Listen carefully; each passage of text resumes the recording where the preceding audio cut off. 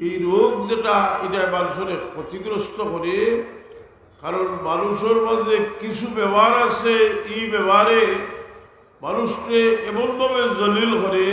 রসুলে পাক খুদ রসুলে পাকলে ফরমাইরা যে কুত্তা এবং শুয়োর তাকে জলিল করলে والتواضع لله رفعه الله فهو في نفسه صغير وفي أعين الناس عظيم ومن تكبر ودعه الله فهو في نفسه عظيم وفي أعين الناس صغير حتى له أهون عليه من كلب أو خنزير।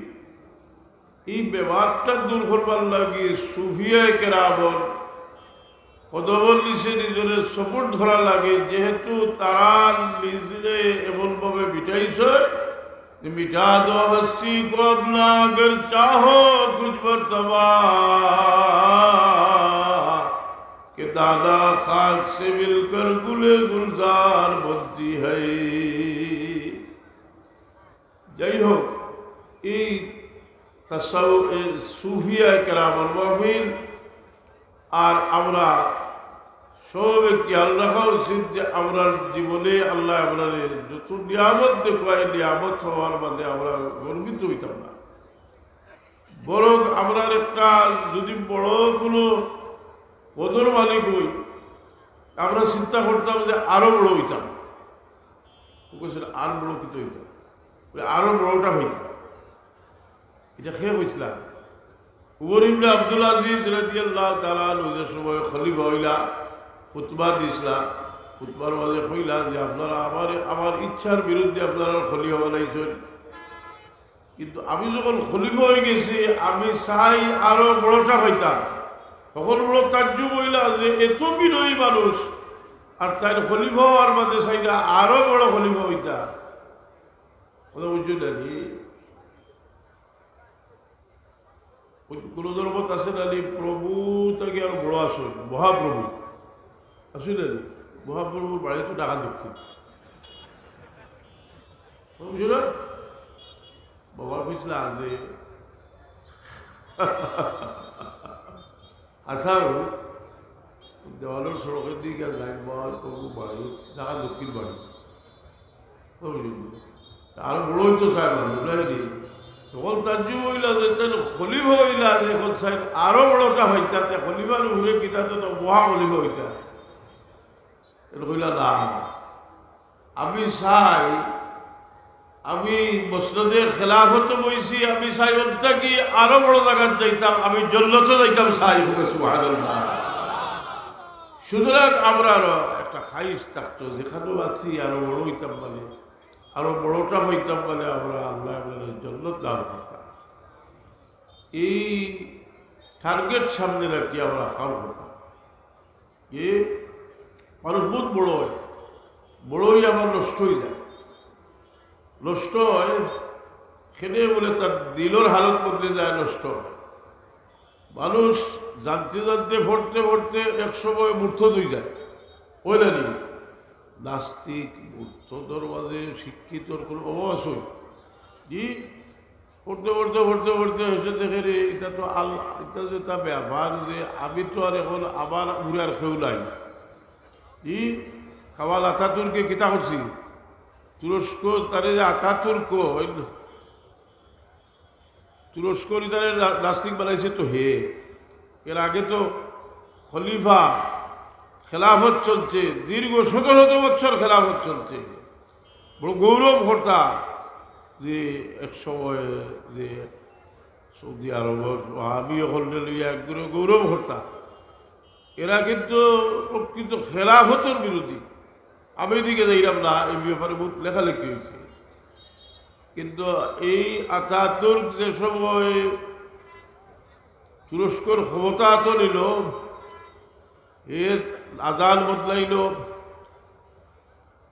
আল্লাহর নাম মিটাইল, যত কিছু ইচ্ছা করলো, কিন্তু আল্লাহ যে এই সমস্ত যারা করবো এরা নাম নিশানে মিটাই দিব। ফাকুতিয়া দাবিরুল কওমিল্লাযীনা যালামু আলহামদুলিল্লাহি রাব্বিল আলামিন। যারা চক্রান্তকারী এই দেশ থেকে ইসলামী শিক্ষারে বিদায় করবার লাগি চেষ্টা করে তারা প্রস্তুত থাকা দরকার এক সময়ে জাহান্নাম ছাড়া এরা আর কোনো ঠিকানা থাকতো না। নারায়ে তাকবীর।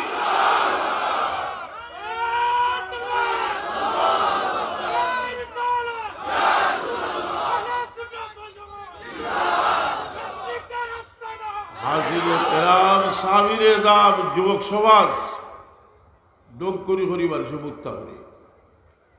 আমরা কিন্তু মুসলমান, আমরা সব বললে জরুরা হবে। আমরা দফন করা হয়, কবর তৈতে খাওয়া হয় বিসমিল্লাহি ওয়া আলা মিল্লাতে রাসূলিল্লাহ। আল্লাহর নবীর দ্বীনের উপরে তোমার কবর রাখা।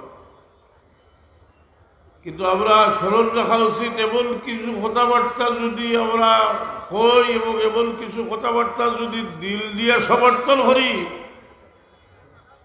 দিল দিয়ে সমর্থন করিতে এক মুহূর্তর প্রয়োজন হইত না, ঈমান কলব থেকে বাড়িয়ে যাইব।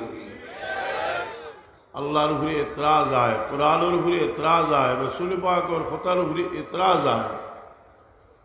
এমন কিছু যদি জবান দিয়া কেউ হয় আর আমরা হুলিয়া বিশ্বাস করি, ঈমান থাকতো না। তখন আপনি একটু চিন্তা করুক যে আপনি মুসলমানের বাচ্চা যদি দিন আল্লাহর দেওয়া বিধান এবং আল্লাহর দেওয়া আপনার যে শিক্ষা, খোদাই শিক্ষা যেটা দেওয়া হয়েছে, এই শিক্ষার যেটা পাইছি এর বিপরীত যদি কেউ কিছু হয়, অন্তত পক্ষে আমরা তিনটা স্তর আছে।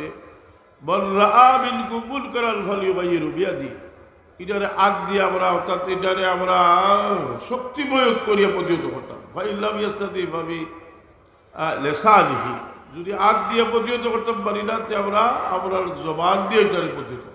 ফাইল্লাম ইয়াস্তাতি ভাবি কলবিহি, আমরা দিল দিয়ে গিরা করতাম।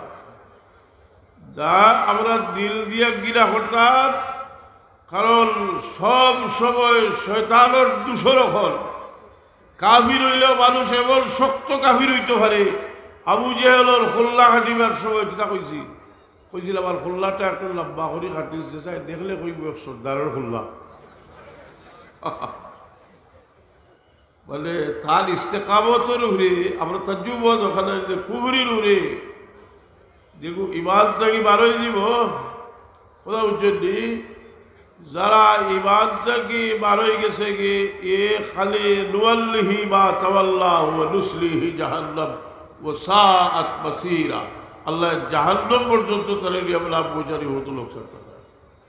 এর কারণে বড় সতর্ক থাকা উচিত। অনেক ব্যাপার বিভিন্ন অভিজ্ঞ মুত্তাকি সৎ উদ্দেশ্যে উলামায়ে কেরামে অনেক বিষয়ে তুলিয়া ধরবেন। এই বিষয়টারই আমরা বেসাবগুলোর বিষয়ে বলা করা উচিত নয়, যেহেতু আমার ভিতরে আমিও মুসলমান, সব এই মানর মাঝে শরীক দিলে না। এর কারণে সতর্ক থাকা উচিত যে আমরা তো যাইব কি, আপনার বাচ্চা খেচা, এই বাচ্চা খেচা এরা শুধু বাঁচিয়া থাকে তো আমরা কবর থেকে কিছু হইতাম না। রসুল পাকলা ফরমাইছেন ইজাবাতাল ইনসানু ইন কাতালু আমলু ইল্লা মিন সালাসাতিন, মানুষ মারা যাওয়ার পরে আমলের সিলসিলা বন্ধ তিনটা জারি থাকে। মিন সাদাকাতিন জারিয়া, আমলুন সালিহ ইয়াদু লাহু আও ইলমুন ইনতাফা, নেক আওলাদ। এই আওলাদ যদি আমরা ঈমান থেকে খারিজ হয়ে যায়, সুতরাং আমরা যত সময় পর্যন্ত দুনিয়াত আসি আমরা চেষ্টা চালিয়ে দিতাম যাতে আমরা বাচ্চা খেচা ইমানের উপরে সাবিত কদর থাকে। এর লাগি প্রয়োজন যেটা শিক্ষার প্রয়োজন, আর যেটা হইল আপনার ইমানি শিক্ষা হইল ইসলামী শিক্ষা। ইমানি শিক্ষা খুব সতর্ক থাকবা। আপনার যদি কলব ইমান না থাকে তাহলে কোনো আমলে খাবাইতে। আর ইমান তাকে যদি একদিন না একদিন আল্লাহ মুমিন শাস্তির উপযুক্ত হইলে শাস্তি দিয়া দুজক থেকে মুক্ত করে দিবা। বরং আমরা আওলাদের এই ক্ষমতা আছে যে আমরা আওলাদে আপনার লাগি দোয়া করে।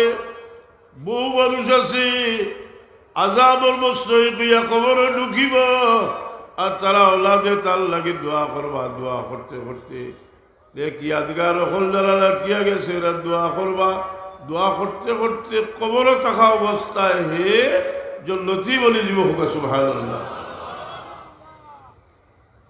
আমার ওয়ালিদ বাচ্চারামের দোয়া করতাম ওইটা আল্লাহ আপনার মৌতর হরে আমরা লেখি দিয়া ধরলে আল্লাহ বাকি রাখি। আমরা চেষ্টা করতাম যে আপনার বাচ্চা কাচ্চা করি আপনার লাগে লেখ ইয়াদগার এর লাগে একটা বড় খাব হইল আমরা দোয়া করতে পারে লাগে সবসময়, কারণ দোয়াটাও ছোটো একটা হাতিয়ার নাই। রসুলে পাকলামে কইছেন যে আমরা বাবা হয়ে দোয়া করলে আল্লাহ কবুল করবা হোক সুবহানাল্লাহ। কেনে বাবা দোয়া মকবুল বলে বাবা হয়ে যে আন্তরিকতার সাথে দোয়া করো, এই আন্তরিকতার সাথে দোয়া করা অন্যর লাগে বহুত মুশকিল ব্যাপার। আমরা কোনো বুজুর্গর কাছে দোয়া চাই, দোয়া চাইতে চাইতে তো যদি ওর মাঝে জরিফ চালাই যায় যে দোয়া চাইবা লাগে সে কিনা লাগে আইসন লেখে দেখুয়া জোয়ান হলোর মাঝে ৯৯ জনে কইবা যে বিদেশ চাইবা লাগে দোয়া করবা। হাসাইলে না হওয়া যায় যদি হল্লা ছু দেব কিতা লাগি দেওয়া হইতো লেখিয়া দেওয়াতে ৯৯ জনে কইবা বিদেশ চাইবা লাগে যাইতা বিদেশ দোয়া করতাম আমরা। কেনে বলে আমরা এখানোর বহুত ধরনের সমস্যা, এখানোর আমরা পড়াশোনা করলাম, চাকরির কোনো নিরাপত্তা নাই, রিজেকর নিরাপত্তা নাই, বহুত সমস্যা আল্লাহ দিছেন আপনারে। প্রচুর মানুষ জি আপনার বাচ্চা যাইতা আজকে মসজিদ মাদ্রাসা গরিব দুঃখী দেখছেন ফ্লাড হয়েছিল, বিদেশ থেকে জাড়িয়া যতটা আসিল বিদেশি হলে দান করছে করছেন না। আজ মানুষের যে মারাত্মক এক রোগ হয়েছে প্রায় যে পরিমাণ কঠিন হয়েছে চিকিৎসা দেখা যায় বিদেশি হলে সাহায্য করি এবার স্কিন মানুষ কিন্তু বহুত লাখ টাকার চিকিৎসা তার হয়ে গেছে আসলে না। এরা যে বিদেশ যারা গেছে যারা যাইরা তারা লাগে দোয়া করতাম, এও দোয়া করতাম আমরা যে বিদেশের জমিনও গিয়া আল্লাহ এরার লাগে হালাল রুজির দরজা খুলিয়া দিতা আর এরারে ইমানের রয়ে সাবিত হতে রাখতাম।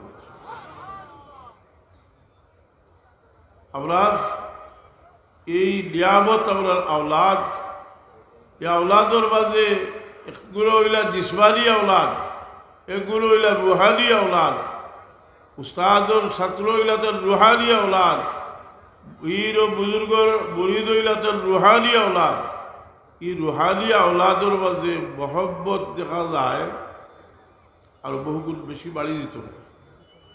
হুজুরে পাক সাল্লাল্লাহু মদিনা তৈবাত গেলা, সাহাবায়ে কেরামে প্রত্যেক দিন হুজুরে পাক সাল্লাল্লাহু হিজরত করিয়া মদিনা শরীফ গেছেন। প্রত্যেক দিন সাহাবায়ে কেরামে বহু দূর পর্যন্ত আগুইয়া অপেক্ষা করেন আল্লাহর হাবিব সাল্লাল্লাহু গই আলবার লাগি।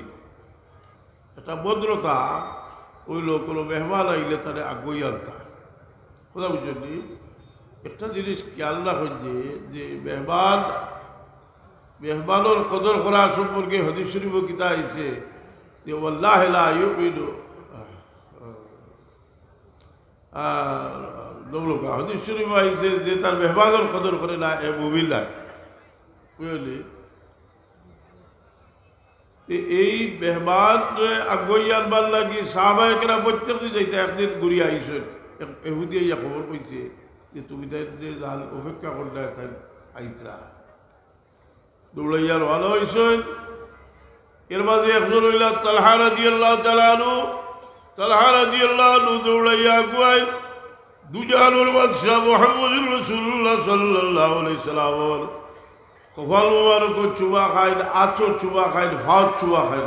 সুবহানাল্লাহ। আর কইলি ইয়া রাসূলুল্লাহ আজ আপনারা দেখি আমি কি পরিমাণ খুশি হয়েছি আমি এটা কইতে পারতাম না।